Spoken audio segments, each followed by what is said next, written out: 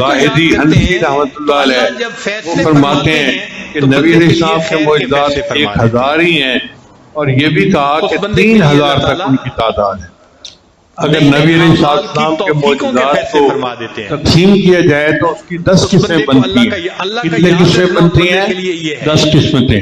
پہلے معجزات ہیں اخلاقی معجزات، تو نبی علیہ السلام کے انگلی کے اشارے سے چاند دو ٹکڑے ہو گیا، یہ اخلاقی معجزہ تھا جو رونما ہوا۔ ہم اللہ تعالیٰ کو پھر دوسرا ہے جماداتی معجزہ۔ جمادات کہتے ہیں پہاڑ، پتھر، زمین۔ اور اللہ تعالیٰ اس کے مقابلے چنانچہ مشکل پتھر تھے جو نبی علیہ السلام کو سلام کیا کرتے تھے۔ نبی صاحب نے فرمایا میں مکہ مکرمہ میں ایسے پتھر کو جانتا ہوں جو میری بعثت سے پہلے مجھے سلام کیا کرتا تھا، اور میں اس پتھر کو اب بھی جانتا ہوں۔ داماد رسول حضرت علی رضی اللہ تعالیٰ عنہ بیان فرماتے ہیں کہ ایک مرتبہ میں نبی علیہ السلام کے ہمراہ تھا، ہم دونوں مکہ مکرمہ کے نواح میں چلے گئے تو میں نے دیکھا کہ جو پہاڑ اور درخت سامنے آتا اللہ کے رسول صلی اللہ علیہ وسلم کو نہایت ادب سے سلام پیش اگر کرتا۔ آپ غور کریں گے پھر تیسرا ہے نباتاتی معجزہ، جواب نہیں پائیں گے۔ درختوں کا معجزہ، ہمارے جیسے ایک کھجور کا تنا تھا مسجد نبی میں، باقاعدہ نبی علیہ السلام کی جدائی میں رو پڑا تھا۔ وہ فرماتے ہیں پھر کہ چوتھا ہے حیواناتی معجزات، جانوروں کے معجزات۔ چنانچہ ایک اونٹ نے نبی علیہ السلام کی خدمت میں آ کے اپنے مالک کی شکایت کی، کمزور گھوڑا تھا، اس کو نبی علیہ السلام کا پیغام ملا تو اس نے تیز بھاگنا شروع کر دیا۔ ایک مرتبہ ایک بدو گو لے کے جا رہا تھا، گو ہمارے علاقے میں ایک جاندار ہے جس کو بہت مضبوطی کے ساتھ دیوار کو پکڑ لیتی ہے تو وہ چھوڑتی نہیں ہے۔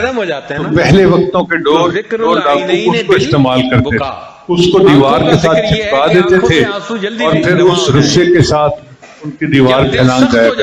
وہ گو کھانا ہے تو حرام، لیکن عرب کے لوگ اس وقت گو کھایا کرتے تھے۔ تو وہ دیہاتی ایک مری ہوئی گو لے کے جا رہا تھا، راستے میں نبی علیہ السلام سے ملاقات ہو گئی تو نبی علیہ السلام نے اس سے فرمایا کہ تم کون ہو؟ اس نے اپنا نام بتایا، پھر نبی علیہ السلام نے اس کو دین کی دعوت دی کہ میں اللہ کا رسول ہوں، تم میرے پہ ایمان لے آؤ۔ اس نے سوچا کہ میں تو ایسی بات کروں جو ناممکن ہے۔ اس نے کہا جی میں تو آپ کو تب رسول مانوں گا جب میری گو گواہی دے گی، اب مری گو بول بھی نہیں سکتی۔ اس کا خیال تھا یہ بالکل ناممکن ہے، یہ ہو ہی نہیں سکتا۔ چنانچہ جب اس نے یہ کہا تو نبی صاحب نے گو کو مخاطب ہو کے کہا کہ اٹھ میری بات سن۔ تو مری ہوئی گو نے آنکھیں کھول دی تو نبی علیہ السلام نے اس گو سے پوچھا بتا میں کون ہوں؟ اس نے کہا آپ اللہ کے رسول ہیں اور آپ وہ ذات ہیں جن کی شفاعت سے قیامت کے دن لوگوں کی بخشش ہوگی۔ اللہ کے حبیب صلی اللہ علیہ وسلم کی گواہی جانوروں میں دی، درختوں میں دی، پتھروں میں دی۔ پھر شفا کے معجزات کہ نبی علیہ السلام کی دعا سے لوگوں کو شفا نصیب ہو۔ حضرت علی عنہ کی آنکھیں ایک مرتبہ بڑی خراب تھیں، نبی السلام نے لعاب مبارک لگایا، اللہ نے ان کی آنکھوں کو ٹھیک کر دیا۔ حضرت ابوبکر صدیق عنہ کے پاؤں پہ سانپ نے کاٹا تھا، نبی السلام نے لعاب مبارک لگایا اور اللہ نے ان کو شفا عطا فرما دی۔ پھر چھٹے معجزات ہیں دعائیہ معجزات، آپ صلی اللہ علیہ وسلم کی دعا کی بدولت جو رونما ہوئے، ان کی تعداد تو بہت زیادہ ہے۔ پھر ساتویں معجزات ہیں نبع الماء کہ نبی علیہ السلام کی مبارک انگلیوں سے پانی جاری ہو گیا۔ ایک مرتبہ پورا لشکر تھا اور انہوں نے وضو کرنا تھا اور پانی پینا تھا اور ایک چھوٹے سے برتن میں پانی تھا، تو نبی علیہ السلام نے اس میں اپنے مبارک ہاتھ کو ڈال دیا۔ صحابی کہتے ہیں کہ ہم حیران تھے کہ محبوب کی انگلیوں سے پانی نکل رہا تھا جیسے چشمے سے نکلتا۔ آپ بات کریں دوست سے، بھئی آپ مسجد میں نظر نہیں آتے، کچھ کاروباری حالات ٹھیک نہیں، ٹھیک ہو گئے تو میں مسجد میں آؤں گا۔ یعنی ہم چاہتے ہیں حالات پہلے ٹھیک ہوں، اعمال بعد میں ٹھیک۔ کیسے ترتیب الٹ سکتے ہیں؟ چنانچہ جسے دیکھیے وہ اسی کوشش میں لگا ہوا ہے کہ پہلے حالات ٹھیک ہوں بعد میں اعمال ٹھیک کریں گے، تو ترتیب ہی الٹی ہم کرتے پھر رہے ہیں۔ اعمال کو جو شخص سنوار لیتا ہے اللہ تعالیٰ اس کے حالات کو سنوار، اعمال بگڑیں گے حالات بگڑیں گے۔ جب کہا میں نے کہ یا اللہ تو میرا حال دیکھ، جب کہا میں نے کہ یا اللہ تو میرا حال دیکھ، حکم آیا میرے بندے نہ میں اعمال دیکھ۔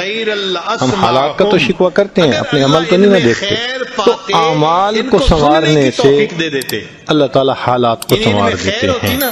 ہم اپنے اندر تقوی اور صبر و ضبط پیدا کریں، اللہ رب العزت ہر دور اور ہر زمانے میں تقوی اور صبر والے بندے کو فرش سے اٹھائیں گے، عرش کے اوپر بٹھائیں گے، تخت کے اوپر بٹھائیں گے۔ اب تقوی اور صبر کی طرف ہم آتے نہیں، چاہتے ہیں زندگی تو رہے جیسے ہم گزار رہے ہیں، حالات سیدھے ہو جائیں۔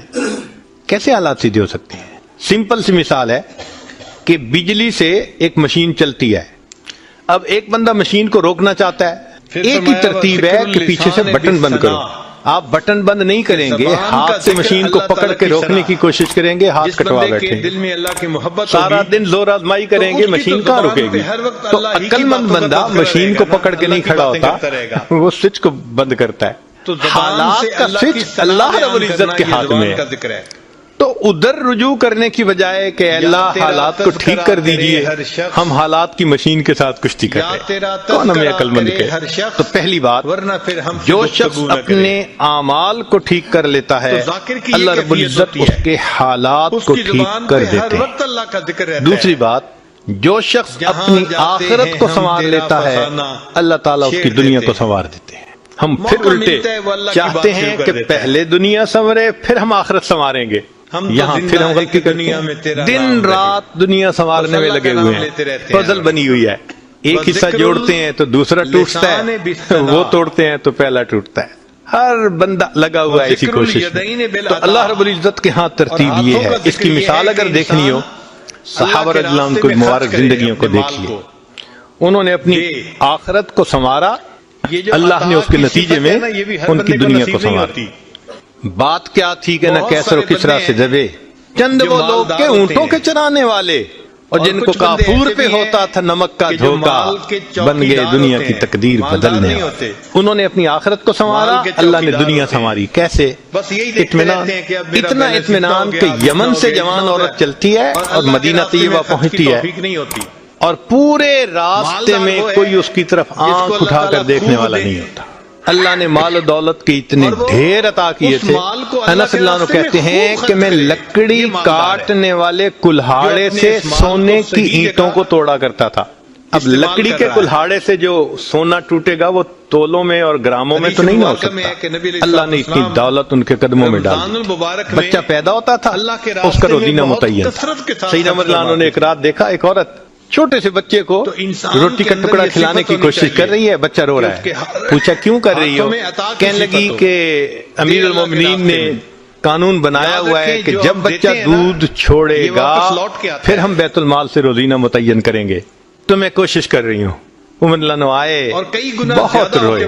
صحابہ کہتے ہیں کہ اس دن فجر کی نماز پڑھائی کہ رات کے اندر اتنا گریا اور بکا تھا کہ ہمیں سمجھنا مشکل ہو رہا تھا، اتنا رو رہے تھے. ہم حیران تھے آج امیر المومنین کو کیا ہوا. نماز پڑھانے کے بعد منبر پر بیٹھے، عمر کے اوپر اللہ رحم کرے اس نے کتنے بچوں کی جان لی ہوگی. مقصد یہ تھا کہ میں نے جو یہ قانون بنایا تو کتنی ماؤں نے معصوم بچوں کے دودھ چھڑوائے ہوں گے اور وہ دودھ سے محروم ہوں گے میری وجہ. پھر اعلان فرمایا کوئی ماں بچے کو دودھ جلدی مت چھڑوائے، جس دن بچہ پیدا ہوگا اسی دن بیت المال سے وظیفہ متعین کر دیا جائے گا. آج سے 1400 سال پہلے انہوں نے اپنی آخرت کو سنوارا، رب کریم نے اس کے بدلے ان کی دنیا کو سنوار دیا. قرآن مجید میں اللہ تعالیٰ فرماتے ہیں وَلَوْ أَنَّ أَهْلَ الْقُرَىٰ آمَنُوا وَاتَّقَوْا، اگر یہ بستی دیسوں والے ایمان لاتے، تقوی کو اختیار کرتے، لَفَتَحْنَا عَلَيْهِمْ بَرَكَاتٍ مِّنَ السَّمَاءِ، ہم ان کے لیے آسمان سے برکتوں کے دروازے کھول دیں. تو ترتیب یہی ہے کہ جو آخرت کو سنوارتا ہے اس کوشش میں لگتا ہے، دنیا اس کا سایہ ہے. اللہ دنیا کو خود بخود سنوار دیتے ہیں، الگ سے محنت نہیں کرنی پڑتی. مثال کے طور پہ جو بندہ سچ بولتا ہے تجارت میں، اللہ تعالیٰ اس کی تجارت کو خود سنوار دیتے ہیں. قسم اٹھا کے یہ بات کہی جا سکتی ہے کہ سچ بولنے والا تاجر کبھی مفلس نہیں ہو سکتا. پاسبل ہی نہیں کہ سچ کی بنیاد ہو اور اس میں برکت نہ ہو. تو دو باتیں، جو شخص اپنے اعمال کو سنوارتا ہے اللہ تعالیٰ حالات کو سنوار دیتے ہیں. جو اپنی آخرت کو سنوار لیتا ہے اللہ تعالیٰ اس کی دنیا کو سنوار دیتے ہیں. ہارون رشید اپنی کھڑکی میں سے نیچے دیکھ رہا ہے مسجد کے دروازے پر. امام ابو یوسف رحمۃ اللہ علیہ تشریف لا رہے ہیں اور ان کے پیچھے دو شاگرد ساتھ ساتھ جڑے ہوئے ہیں. دونوں چاہتے ہیں کہ میں جوتے اٹھاؤں، ہر ایک اس کوشش میں ہے.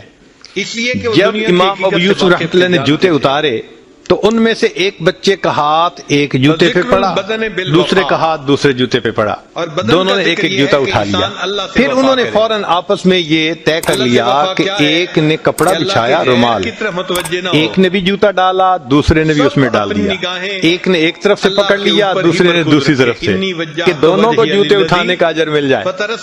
حضرت آگے جا رہے ہیں اور پیچھے دو طالب علم اس طرح جوتے لے کے جا رہے ہیں کہ رومال کے اندر جوتے ہیں، ایک نے بھی پکڑا ہوا ہے دوسرے نے بھی پکڑا ہوا ہے۔ ہارون رشید نے دیکھا تو ٹھنڈی سانس، بیوی نے پوچھا ہارون رشید کیا ہوا؟ کہنے لگا یوں تو دنیا ہمیں بادشاہ کہتی ہے، ہمارے جوتے اٹھانے کے لیے بھلا کون جگہ؟ جہنم کے 7 دروازے، تو جو بندہ لا الہ الا اللہ محمد رسول اللہ پڑھ لیتا ہے اس کے لیے اللہ تعالیٰ جہنم کے 7 دروازوں کو بند فرمائے۔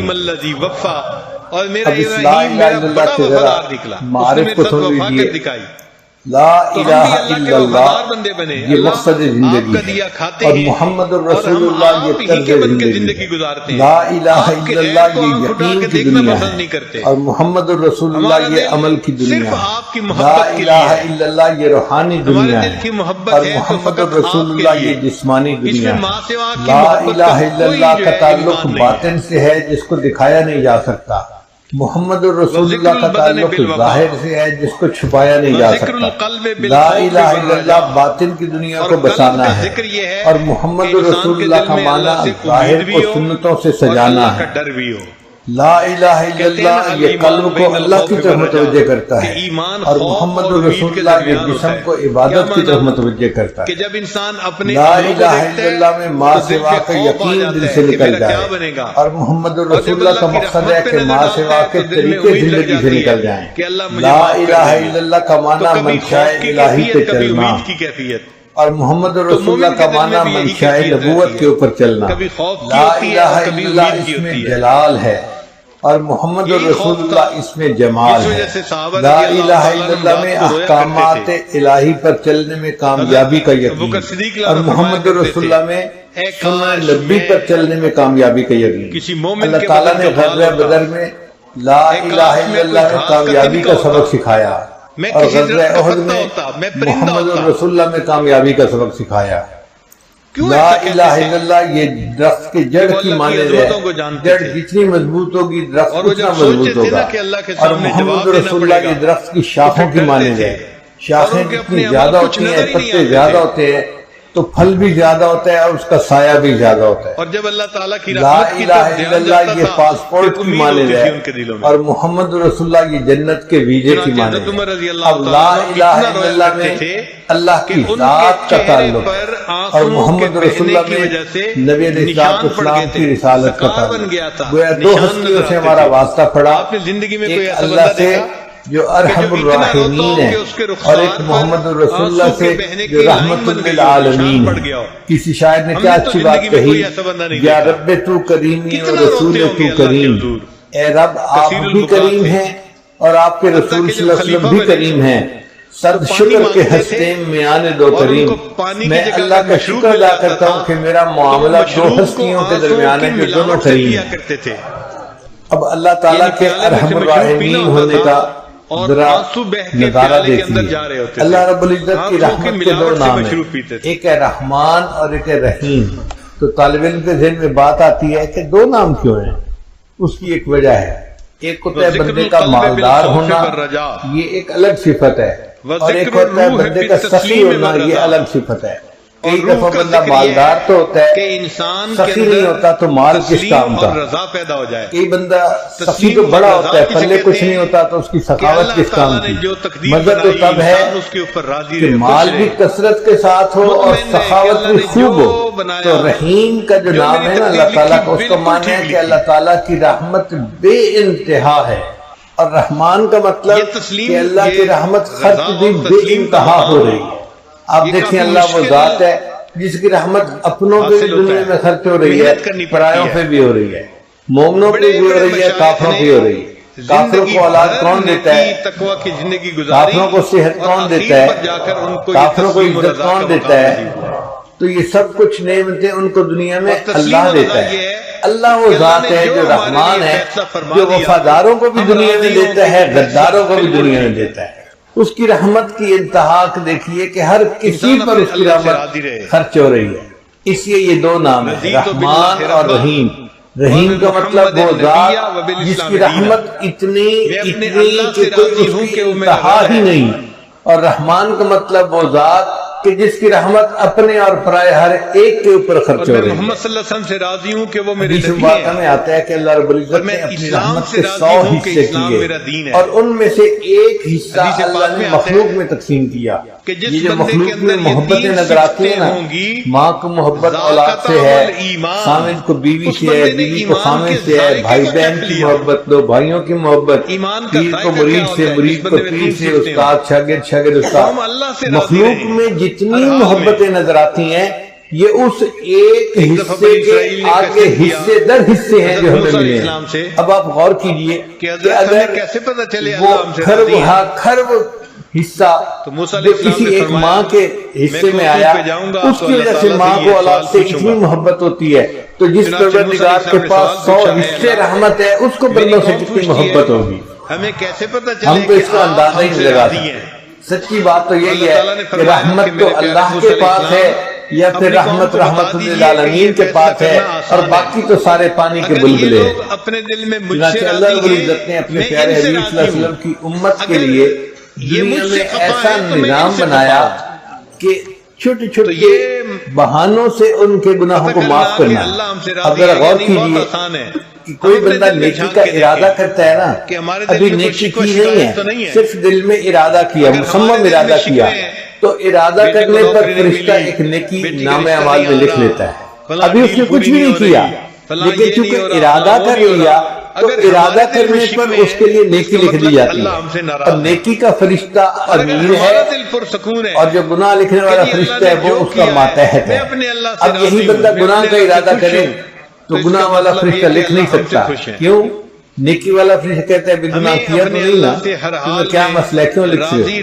گناہ کا ارادہ کرے تو نہیں لکھ سکتا، نیکی کا ارادہ کرے تو نیکی لکھی جاتی ہے. پھر ایک بندے نے گناہ کر لیا تو گناہ والا فرشتہ پوچھتا ہے اپنے افسر سے، میں لکھ لوں؟ اس نے تو گناہ کر لیا. وہ کہتا ہے یار تمہیں جلدی کیا ہے، تھوڑا ویٹ کرو، ہو سکتا ہے کہ یہ شرمندہ محسوس کرے اور توبہ کر لے اور گناہ لکھنے کا موقع ہی نہ آئے. 6 گھنٹے تک وہ انتظار کرواتا ہے. اگر بندہ گناہ کرنے کے 6 گھنٹے بعد تک بھی افسوس نہیں کرتا تو پھر اس کا گناہ لکھا جاتا ہے. لیکن جو ایک نیکی لکھتا ہے نا فرشتہ، وہ کئی مرتبہ ایک نیکی کو 700 گنا تک بڑھا دیتا ہے.